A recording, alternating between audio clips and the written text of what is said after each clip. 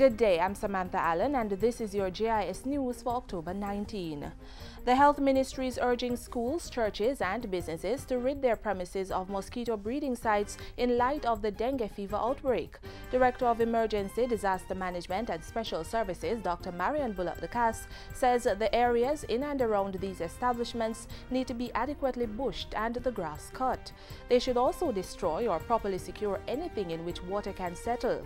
The Health Ministry has reported that up to October 16, they recorded 1,425 suspected cases of dengue fever, compared to 415 in the same period last year and 2,557 in 2010.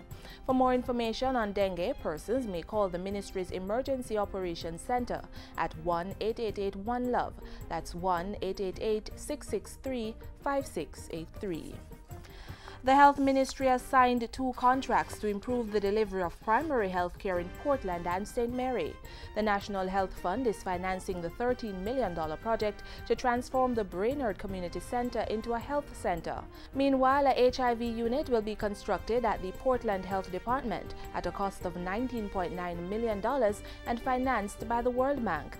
At the signing, Health Minister Dr. Fenton Ferguson reiterated government's priority on advancing primary health care, but stressed that this was not being done at the demise of secondary or tertiary health care.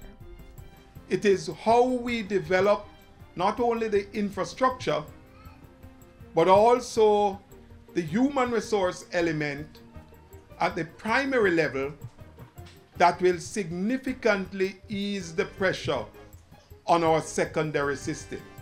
The Jamaica Constabulary Force and the Jamaica Defense Force have received 2 vehicles and equipment to enhance their polygraph services. Canadian High Commissioner Robert Reddy handed over the items to the security forces earlier this week. The JCF and JDF have demonstrated time and time again that they are reliable partners in our joint efforts to counter effectively local and international criminal organizations. Ladies and gentlemen, with this encouraging progress, we look forward to the further strengthening of cooperation for the common good of our 2 societies. The donation represents the start of an ongoing program to help create a center of excellence for polygraph training in Jamaica.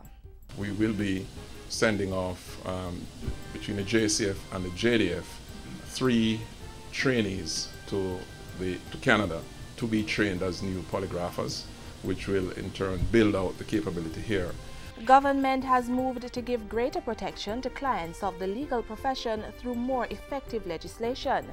The Lower House of Parliament passed amendments to the Legal Professions Act Tuesday. Attorney General Patrick Atkinson, who tabled the amendments, said the changes sought to protect the property of clients where attorneys have been found guilty of professional misconduct. These amendments, Mr. Speaker, will modernize the legal profession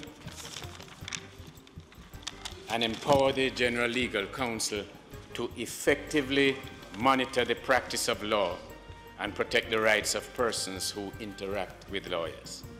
Opposition spokesman on Justice Delroy Chuck, in his support for the bill, underscored the importance of strengthening the powers of the General Legal Counsel.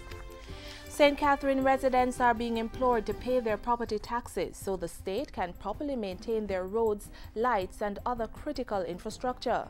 The call came from the Minister of Local Government and Community Development, Noel Arscott, at a recent public forum in the parish. According to Mr. Arscott, about $57.2 million in outstanding property taxes is yet to be collected in Portmore, while the rest of St. Catherine owes $124 million in unpaid property taxes. What I'm asking is that we do our duties. So while you represent your community equally in your discussions, you cannot leave out the duty of the citizen, which is to pay your property taxes in order to get the necessary services. And that's it for JIS News today. I'm Samantha Allen. Thanks for watching.